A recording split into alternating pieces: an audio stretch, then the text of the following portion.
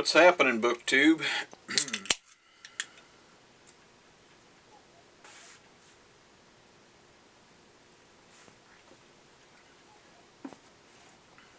Dog's barking, wife's playing Fallout 4. So if you hear something that way, it's a dog, something that way, it's a mutant being killed or something. This is the Philosopher's Book Tag. I was tagged by Elena Makridina. Thank you, Elena. I knew this one might be a challenge. My last philosophy class was in the spring of 1995. I grabbed my college transcripts and had a look. So here we go. Number one. Thales is considered the first known philosopher. Which text introduced you to philosophy, or which text would you like to read to get into philosophy? I was a big Bruce Lee fan, still am, and I saw him in a TV interview, and he was applying philosophy to combat sports, and he was telling people to be formless, be water. You know, if the water's poured into a cup, it becomes the cup. If it's poured into a pitcher, it becomes the pitcher. In other words, adapt, and that was probably the first time I was interested in philosophy, and it was because of Bruce Lee. Question number two. Karl Marx is a political philosopher. Turning the world upside down with the Communist Manifesto. Which political event or event in history would you like to read more about? I like to read about the rise and fall of civilizations, the Mayas, the Incas, Aztecs, all the civilizations that were disrupted when the Europeans came to the United States. Egypt, you know, you can go on and on and on. Wow. The Khmer Rouge, all that stuff's fascinating. Number three. Jean-Jacques Rousseau highly influenced the Enlightenment, a period which introduced critical thinking to the common people. Which book or author forced you to think more critically? First of all, I have a problem with that, you know, introducing critical thinking to the common people, because common people have to think critically or they can't survive. Now, it all depends on what your definition of critical thinking is.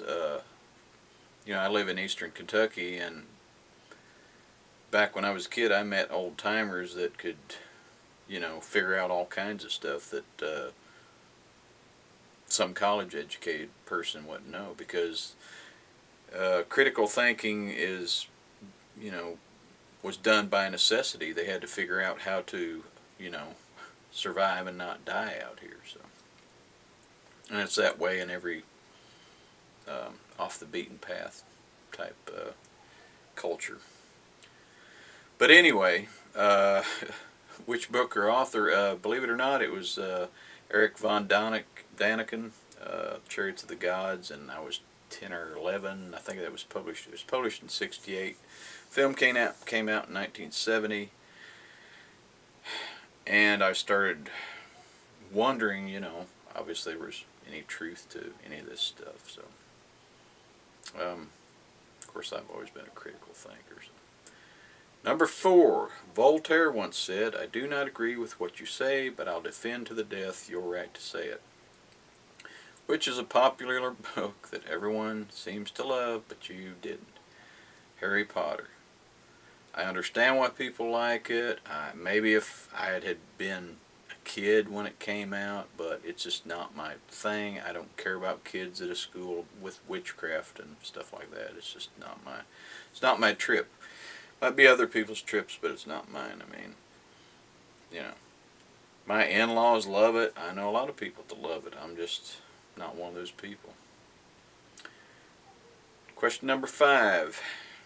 Hannah Arendt, deemed controversial even by her friends. Yes, I'm reading this off of a page down there.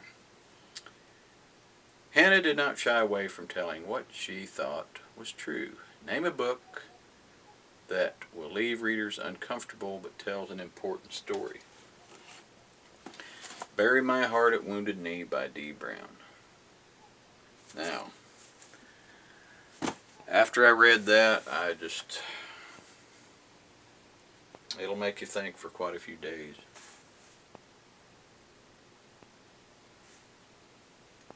It really will. Hang on. Flip my page here. Number 6.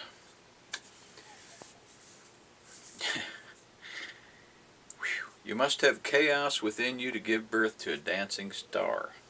Sounds like a pickup line to me, but a wonderful quote from Nietzsche out of Thus Spoke Zarathustra. Which book do you go back to for its beautiful writing? Well, here's another one of those books I loaned out. I was working in Lexington, Kentucky, and I loaned this book to my boss's wife, and I never got the freaking thing back. Boy's Life by Robert McCammon. The writing in the first half of that book was just magical. I mean, I'll probably get that. I need to buy that book again. Actually, it's on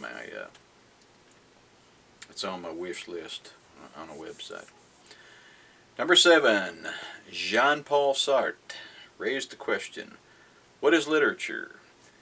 In one of his books. What is good literature for you? Good literature for me is any story that involves characters that I actually give a shit about, either through sympathy, empathy, or by otherwise connecting or identifying with a character. Number 8, Albert Camus. Which book did you have to keep pushing through because you really wanted to understand its meaning? The God Delusion by Richard Dawkins. It's not that I didn't understand what he was trying to say, it's just that it's a very wordy book, and it just, you actually had to look the meaning of some of the words up, and a lot of people, well, why are you reading an atheist book? In order to find the truth, you have to look at it from all angles. Number 9, who are 3 philosophers you would like to sit down and have a chat with? Plato, number 1.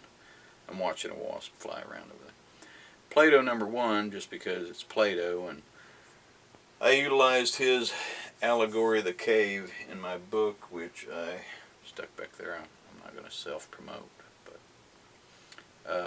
well, there's the wasp come to pay me a visit. Number 2, Bertrand Russell. His analytical philosophy, and I watched some interviews, and I just enjoyed listening to the guy and his take on different things. And number 3 is Albert Schweitzer. I enjoyed his philosophical, his take on stuff that was just, he kind of stated the obvious, except in a fancy way is the best way to say that. So that was the Philosophers Book Tag. Thank you, Elena, for tagging me. This was a fun one, a bit interesting, and if you booktubers stuck around for the end of this, I appreciate that. Bye.